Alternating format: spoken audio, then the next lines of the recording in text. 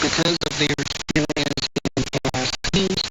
How do you think this reform in China, what is this reform in China must mean for sectors that rely heavily on young people, like to give a few examples, like the tech industry, entertainment industry? Yeah, I think it's true that in these sectors, younger workers, because they are familiar with the latest technologies and trends, they may be seen as playing a central role to their companies. However, I think the reform may not necessarily create a significant conflict between older and younger employees. For instance, older workers with their years of experience often have more knowledge about the industry's evolution and a deep understanding of the broader business landscape. And this knowledge could be useful in guiding younger workers through complex decision-making process or navigating long-term challenges. So industries like tech and entertainment could see older workers transition to roles that focus more on mentorship, training, or leadership rather than on those day-to-day technical tasks. And this would allow the younger workforce to continue driving innovation while the older employees serve as a stabilizing and mentoring force.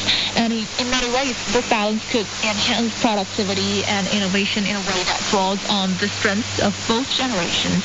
And also, the reform might also push the younger workers to think differently about their career trajectory, because as the retirement age increases, the younger workers may be more inclined to focus on long-term career development rather than seeking to reach the top early or prioritizing fast advancement. And this could lead to a more balanced approach to career growth in sectors like tech, where young talent often feel pressured to constantly push for success in a short time frame.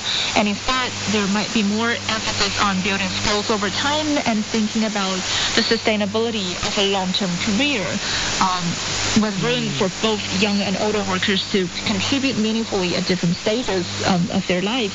And of course, there are challenges that younger workers might worry about older employees staying in roles that could have otherwise gone to them. But I believe that the flexibility of the system, like with options for voluntary early retirement or flexible working arrangements, will allow companies to maintain a healthy turnover of talent while also keeping the valuable experience of older workers. So in this way, industries can have the best of both worlds, like innovation from the youth and wisdom from the experienced. Thank you very much for putting everything into perspective. I mean, retirement is, sometimes it can be a sensitive topic if we think about the scenarios in other developed economies, like as we have seen in France. But here in China, I think our authorities, our government is really trying to make the best effort to try to strike a balance act in terms of balancing between various interested groups, the maximum for the employees and as well as for the employers. So thank you very much. That was my colleague, Zhao Ying. You're listening to World Today. We'll be back. They are coming back. Prominent overseas Chinese scientists are accelerating their pace of returning to China. What are the key driving forces? Does it herald another boom in scientific research and technological development in the country? How long may this trend continue? Find out on this week's Chat Lounge on your favorite podcast platform and CGTN Radio. You're listening to World Today.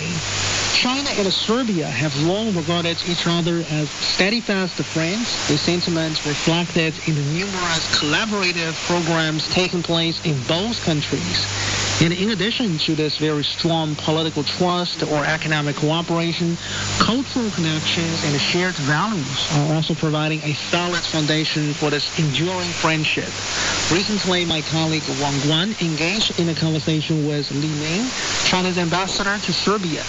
He shared his insights regarding the lasting bonds existing between the Chinese and the Serbian peoples.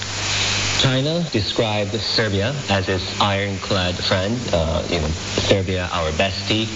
How do you think this ironclad friendship is made? in my personal opinion, has three pillars of the bilateral cooperation. First of all, of course, is the strategic guidance of bilateral our leaders of both countries. In the past years, our presidents of the two countries have met for many times and kept a very frequent exchange of letters and correspondence. In the year of 2023, President Xi Jinping and President Vucic have met during the International Forum of Belt and Road and other occasions. And after the Belt and Road Initiative International Conference, the Prime Minister of Serbia, Madame Brnabić, visited China again for the Shanghai World Import Expo. And President Xi met with the Prime Minister Brnabić again in Beijing. Only in 1 month's time, both leaders have met for twice. I think that has... كما استقبلت البلاد أكثر من 4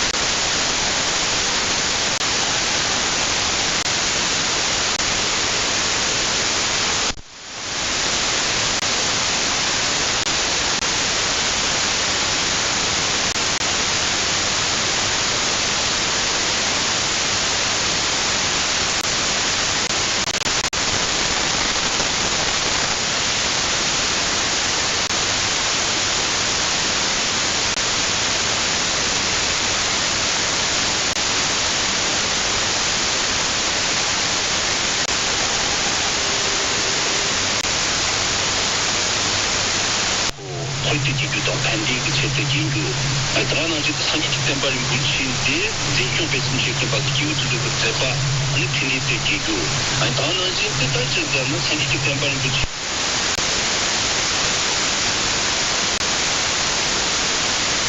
الفريدة وتحسن البنية التحتية. In business and investment is fundamentally mutually beneficial. It's not something political, although it benefits hugely from the political environment, political relationship between our two countries. I think that's the top priority because China and Serbia, we have a very good friendship. That's why Chinese companies and Serbian companies would like to cooperate with each other and engage for further cooperation. Under the very important initiative of Belt and Road, this was proposed by Chinese President Xi Jinping more than 10 years ago. China and Serbia have started the cooperation. This is on the basis of mutual benefit, mutual interest. It's not something forced upon each other. It reflects the complementarities of both countries.